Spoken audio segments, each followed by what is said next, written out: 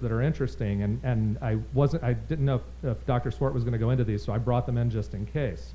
Since this happened, there's a couple of sites out there that aggregate this information, but I'm pulling some information from the SEC that I think is really interesting, because they put out a study that talked about what happened in the first 3 months of Title III. And they said that there were 900 general solicitation offerings in the first 3 months that raised $10 billion. Now, people are talking about this not being successful because, in comparison, during that same time, typical Title II is what's called 506C. So if you hear anybody say 506C, that is Title II of the Jobs Act.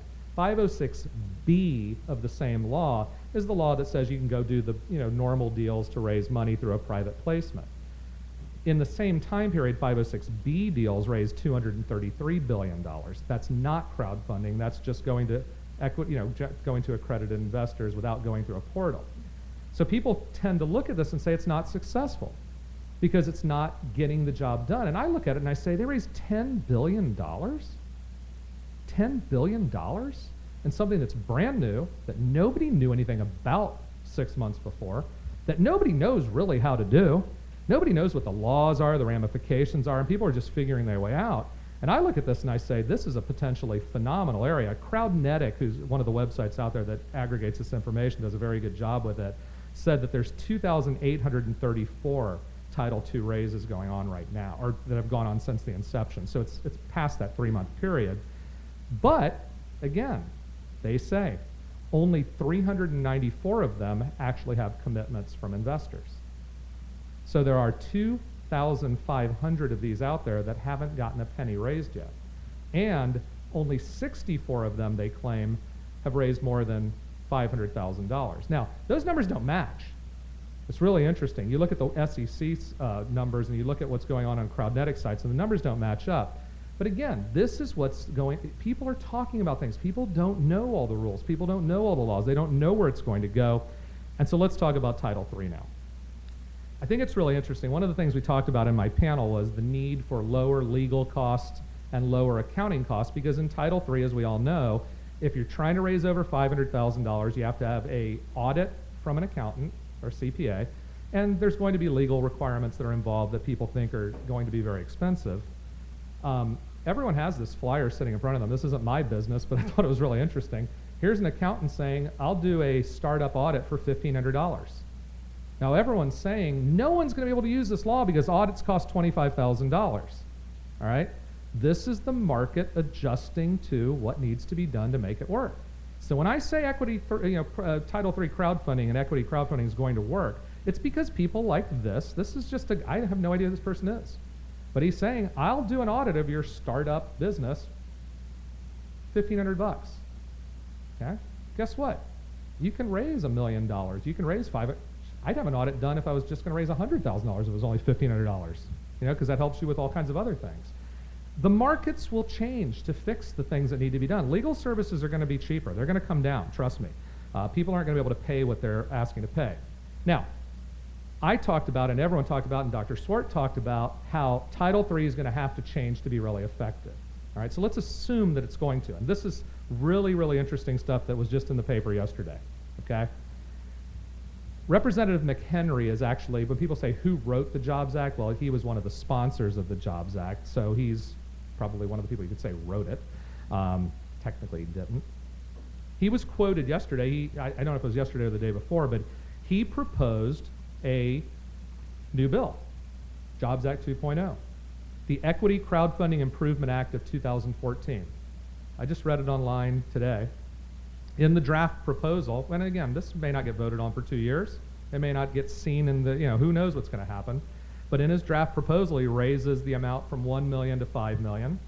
He raises the audit requirement to $3 million. He actually said, and I quote, "It's a humbling process to find that the law that you wrote and support won't work in practice. We need to fix this." So there are people right now trying to fix it. Now, interestingly enough, in that same article, there was quote after quote after quote of people saying, well, we haven't even seen this law yet. How are we going to change it? It isn't even in effect yet. We got to wait. So this thing's going to get caught up and it's not going to go through fast. But the point is, people are working on it. People see the problems, people are trying to fix them, and the very guys who actually drafted this thing see the problems with it and are trying to fix it. So let me just end by talking a little bit about Title IV, because I'm a huge proponent of Title IV. And Title IV is seriously one of the most confusing laws to read and interpret that you'll ever see, because it's based on an old law that was not used very often, and it changes the old law, and it uses some terms that can be interpreted many different ways. I read Title IV as doing this, and Title IV is the law that would allow any business to do what I call a mini IPO. To basically take a company public, sell shares to the general public, not just to accredited investors, if they follow certain criteria. And there's a lot of registration criteria, there's a lot of stuff that has to be done, and there's a lot of things that you have to go through with the SEC to make this happen. But they're all things you're going to have to do for the most part to do an equity crowdfunding raise. You have to have a business plan in place. You have to have all of your financials in place. You have to know what you're doing. You can't just go out there and say, I'm going to raise $50 million. So you've got everything pretty much in place to start it anyway. Now here's what happens. There's 2 tiers in Title IV, and I think this is where people get confused. You can raise $5 million and under, or between $5 million and $50 million. And the rules are different for those 2 tiers, all right?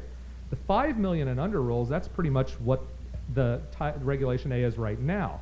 But under the new rules, raising it up to $50 million, there are no blue sky law requirements under that law, in my opinion. Now, other lawyers will tell you there are. I'm reading the comments of Luis Aguilar, who was the SEC, one of the SEC commissioners, who says, when this law came out and their proposed rules came out, this is not for accredited investors. This is going to the general public. It also says this is not going to require any blue sky law compliance. None. Now, that's for the 5 to 50 million. Interestingly enough, the SEC says we're going to take comments on the under 5 million to see if that should have to comply with blue sky laws. This all comes down to, and this is where the confusion comes from, and I'll tell you, lawyers, we could argue about this forever, and it's going to end up probably being in all kinds of lawsuits at some point over this term. The law says that you can raise this money by selling your stock to qualified purchasers, okay? What does that term qualified purchasers mean? And that's where lawyers disagree. Brian Korn, very, very smart, very good lawyer, says, I think, in his opinion, he's saying that means accredited investors, and there's a reason for that. Because in SEC 80 years of law, the term qualified purchasers very often is accredited investors. However, in this very law and in the comments, this is the beautiful thing.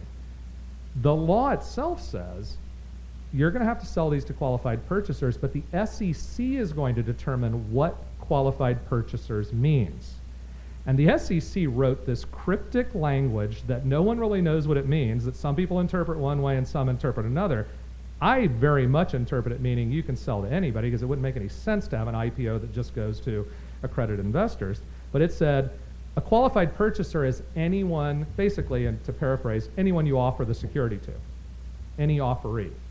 Well, it doesn't say only an offeree who's an accredited investor. It says anyone you offer it to. Well, that would mean anyone to me. So the long and the short of it is, I bring this up to point out a couple of things. Different people differ on what some of these things mean. But Title IV, if it actually allows people to raise money by doing a mini IPO and raising up to $5 million and doing it through non-accredited investors and not having to comply with state blue sky laws, is truly a game changer. It's truly a game changer for the economy. So in closing, I want to reiterate the last thing that I said when I was on the panel today, because I think it's very important for people to, if you take anything out of this little talk and from meeting me or talking to me, talk about this stuff to people, please. People need to know about this. When you see something really cool in the crowdfunding world, put it on your Facebook page. Tweet about it. Send it up on LinkedIn. Send an email to people. Let people know about crowdfunding. People don't understand this. And the only way that these laws are going to be fixed so that we can all use them and benefit from them and the economy can be fixed and jobs will be created is if people understand that this is a good thing. Just like Congress did when they passed the Jobs Act. Just like the president did when he signed the Jobs Act. Just like all of us in this room know it can be a great thing, but if the public's not behind it, if the public doesn't say, we want this thing to work, we need this thing to work, look at how cool this thing is, it could die on the vine. And so please talk to people, talk about this, do what you can to spread the word. Thank you all very much. Appreciate it.